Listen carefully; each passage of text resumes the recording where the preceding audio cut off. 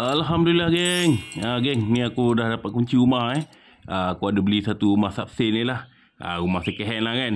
So aku nak kongsi kat korang macam mana aku transform rumah ni kepada rumah yang selesa untuk kita duduk lah. So video ni akan jadi video yang panjang lah. So aku akan buat part by part. Ni part nombor 1 So kalau kita decide untuk beli rumah subsale ni, kita kena ada satu mindset lah, yang kita perlu repair baik boleh. Sebab itu kita kena tengok. Okey, contohnya macam dinding ni nak kena plaster kan. Jadi kita kena buat inspection dulu dan kita kena record setiap kerosakan tu supaya kita boleh listkan barangan yang perlu beli dan sediakan bajet. So nanti aku akan tunjuk kat korang macam mana aku repair lah secara DIY supaya kita dapat jimatkan kos lah. Jom kita tengok dulu keadaan di dalam rumah rumah ni sebenarnya keluasan dia agak luas 1950 kaki persegi lah. So bukaan rumah ni 22 kaki.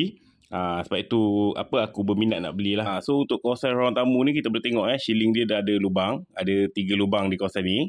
Dan di belakang mungkin ada dalam 2-3 lagi lah lubang. Jom kita tengok di bilik nombor 1 lah, bilik utama. Owner sebelum ni sebenarnya tak pernah duduk kat rumah ni. Dia just beli dan dia tinggalkan je. Tapi sekali-sekali dia dah ada datang lah. So korang tengok rumah ni masih dalam keadaan original. Original lagi. Tapi adalah sedikit-sedikit kerosakan kan, yang terjadi disebabkan tempoh masa lah. Tapi majoritinya rumah ni dalam keadaan yang baik lah. Dari segi dinding dia semua memang dalam keadaan cantik licin.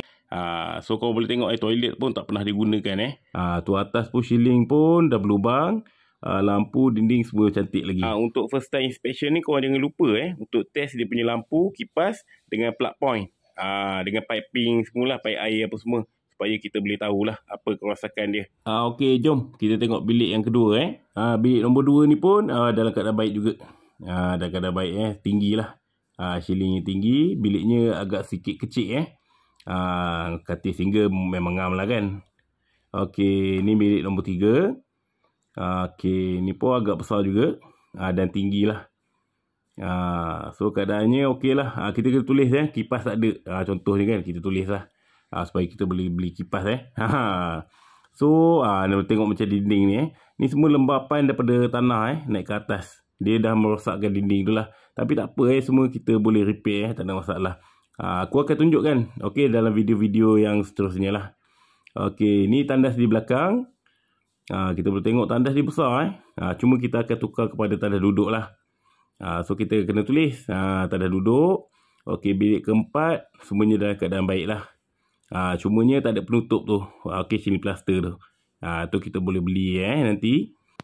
Seterusnya kita pergi ke dapur. Dapur dia macam ni je. Dia tak pernah buat tabletop ke apa ke, tak pernah sebab tak pernah orang duduk. So kita kena fikirlah konsep apa kita nak buat. Next jom kita pergi ke kawasan belakang lah. Kita tengok di kawasan belakang. Kawasan belakang ni yang buat aku tertarik nak beli rumah ni disebabkan dia ada tanah lebihan lah, yang boleh lah agak luas agak luas juga. Kau boleh tengok sendiri. Mungkin lebih kurang dalam 20 kaki panjang macam tu lah di kawasan belakang ni. So ni adalah kawasan dia punya mungkin dapur basah. Dapur basah rasa bukanlah kawasan laundry sebab kawasan ni agak kecil. So maybe kawasan dapur basah lah. Ni tanah lebihan di belakang So kawasan ni aku fikir akan jadikan dia kawasan family area lah. Akan ada laundry area dengan tempat duduk lah. Supaya kita boleh buat bakar-bakar ke apa kan. So aku akan naikkan tembok juga keliling. Tembok yang tinggi lah untuk jaga privacy So ni view daripada belakang. Kalau tengok rumah ni tak teruk ada ramai orang katakan teruk. Tapi sebenarnya tak begitu teruk lah. So kita boleh repair lagi. Kita boleh baik boleh, tak ada masalah kita refurbish, jadikan dia untuk selesa kita duduk lah. Sebab tu aku buat video ni untuk korang tengok kita DIY je untuk jimatkan kos. Next ni kita kena ada tangga kita kena ada tangga. Selepas kita selesai inspect kat dalam, kita kena naik atas bumbung kan memang wajib kalau kita beli rumah second hand, kita kena naik atas bumbung untuk check. Sekarang ni kita dah berada kat atas bumbung. Kita kena check yang paling mustahak sekali perabung dia. Perabung kebanyakannya perabung ni adalah punca bocor lah bumbung kita ni. So kita check satu-satu watak genting ni. So kita boleh tengok kalau ada yang rosak. Contohnya macam ni lah. Ada 2 biji rabung ni.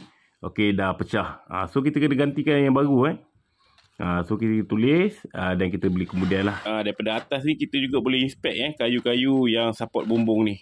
Sama ada masih baik ataupun dah dimakan nanai. Untuk rumah kali ni aku dah check Aku dah check melalui shilling lah, aku dah tengok. So kayu-kayu dia semua dalam keadaan baik lagi. So kita naik ke atas ni, kita check perabung, flushing antara rumah tu. Okey, dengan setiap tergenting tu. Okey, tengok ada yang crack ke tidak. Sebab itulah punca-punca kebocoran rumah kita kena check satu persatu lah. Korang kena ingat kita mesti letakkan keutamaan untuk repair di bahagian atas dulu. Bahagian yang paling susah sekali. Okey, iaitu di kawasan bumbung lah. Bumbung, kawasan tangki air dan juga kayu bumbung lah. So korang boleh tengok kawasan tangki air dia dah bertakung air So ni benda yang paling urgent sekali yang kita kena repair. Okey, first kali kita kena repair bahagian ni. Okey, supaya dia tak rosakkan dinding. Okey, jom kita tengok di part 2 di mana saya akan repairkan kawasan tangki air ni dululah. Sebab ni adalah yang paling urgent sekali. Okey, jom.